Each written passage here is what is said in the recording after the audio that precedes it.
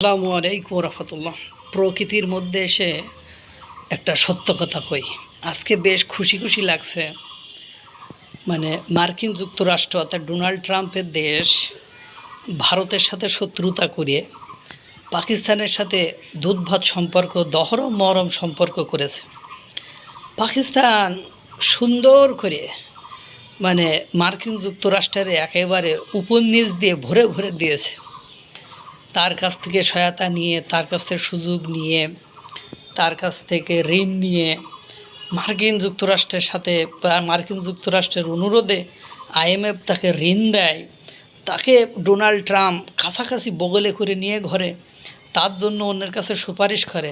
আর ইরানের যে যুদ্ধ বিমানগুলো রয়েছে, সেই বিমানগুলোর যদিও লক্ষ্য করে আক্রমণ করেছিল, এখন শোনা যাচ্ছে পাকিস্তান নাকি সেই বিমানগুলো রক্ষা করেছে।